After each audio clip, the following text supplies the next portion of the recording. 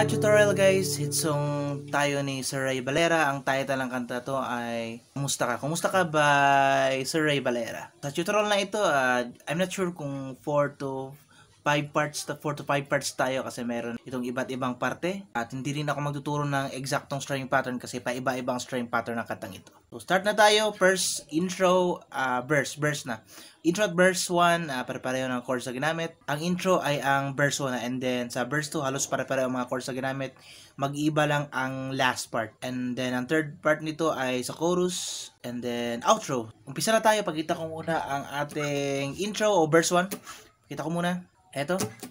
Kay tagal ring tayong hindi nagkita, ko'y nanarabik na sa'yo. Musta ka na? So, unang chord guys ay D.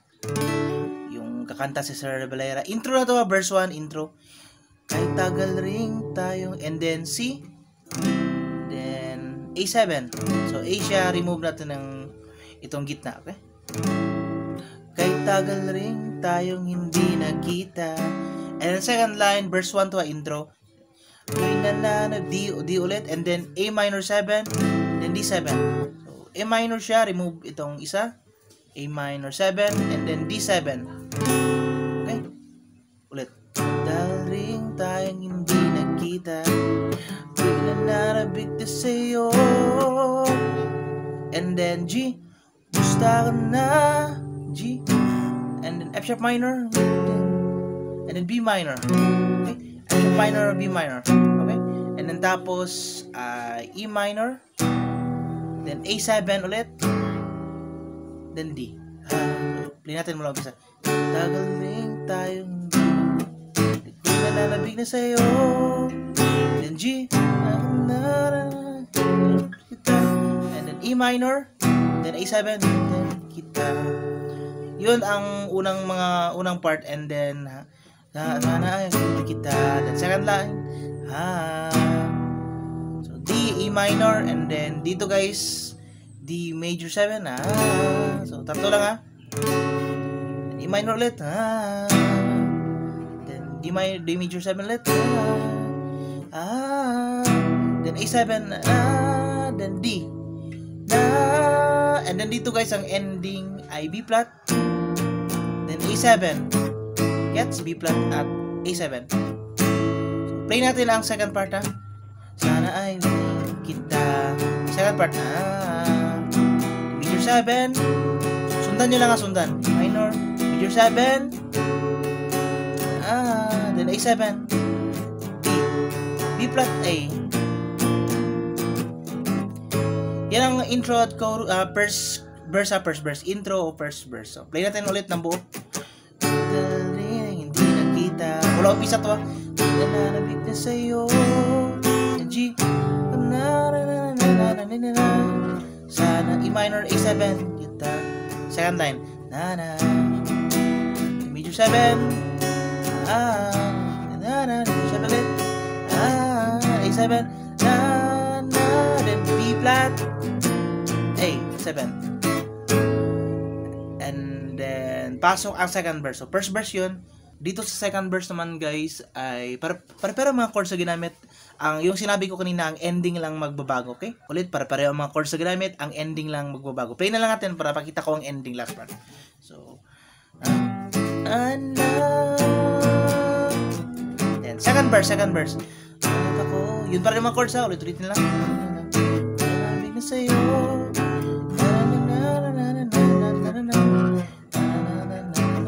yun pala yung mga chords,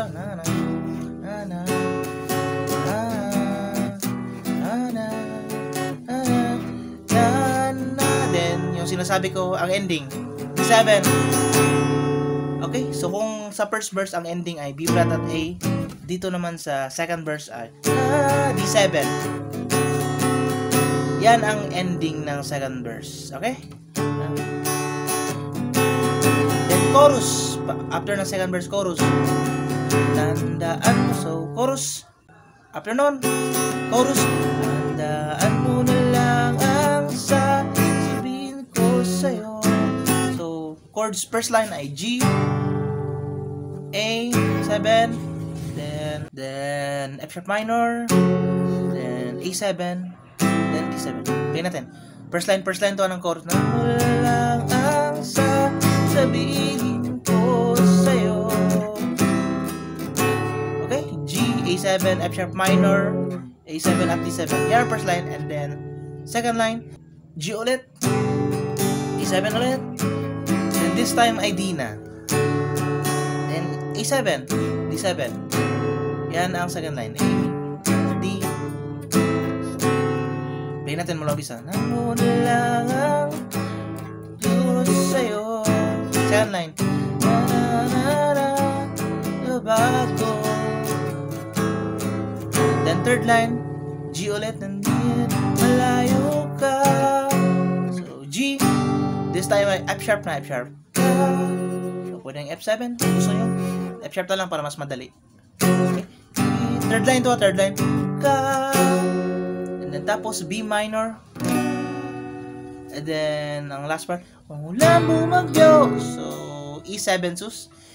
So E7 siya guys sa remove dito. Then dito natin ilalagay. Okay? Eagle ang position ulit, eagle ang position, then remove itong ring. And then dito natin ilalagay. Okay? Dito sa third string second part. Okay? Third line doon lang hiling ko umul okay. Dan bumagyo. Okay? Dan bumagyo. Okay? Umulan bumagyo. Gets? And then D lang. Then E minor A. E minor A7. Na na. Okay? Na na na na na na. Okay? E minor ulit. Then E7. Okay, gets? So, ang last part niya na ay hold ng E minor. Di pa rin. E7. Nabago. Then, ulitin lang ang chorus. Tandaan mo lang. So, ulitin lang yung chords ng chorus ha. Tandaan lang yun. Play natin ang chorus ulit. Sundan nyo mabuti. Play natin ulit. Chorus. Tandaan mo lang sabihin ko sa'yo. Second line. D. Gago. Then third line. Malayo ka. Piling ko. Then yung sinasabi ko. Go. Ayos lang.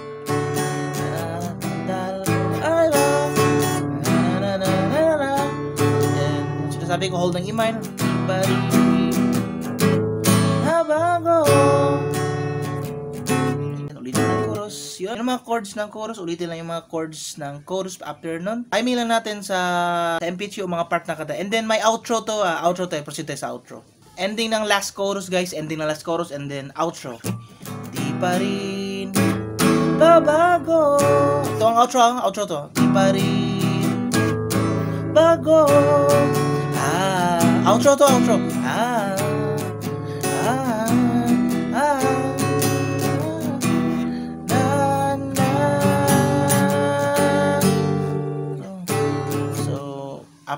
After nung part na yon, di pa rin. Ulitin lang yung mga chords. Kako, D minor, D major 7, minor, D major 7,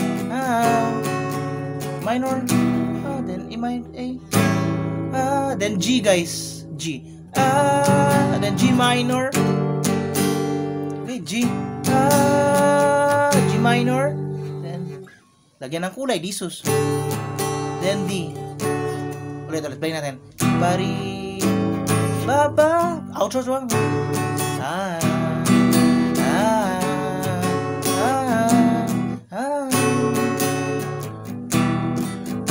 G minor. Then, lagyan ng kulay. D sus, then D. Okay, so ito na guys. Ang pinasimpleng pag-play natin ng buong kantang ito. Ang isa sa mga hit song ni Sir Ray Valera. Title ay Kumusta Ka. Sunod-sunod ba ng tutorial, ang gagawin nyo lang ay timing. So, timing nyo lang sa MP3 audio file ng kanta. Yun ang mga chords na ginamit natin. Pinasimple na ito ng pag-play ng buong kanta guys. At ulit, kung meron kayong natutunan, please like this video guys. At share nyo na rin sa mga naghanap ng mga old song, old OPM, mga classic song. Please like this video. Share sa inyo lahat. Hanggang dito muna ang video natin guys. Hanggang sa susunod na tutorial at upload sa ito. Bye! Kahit tagal ring tayong hindi nagkita, ko'y nananabik na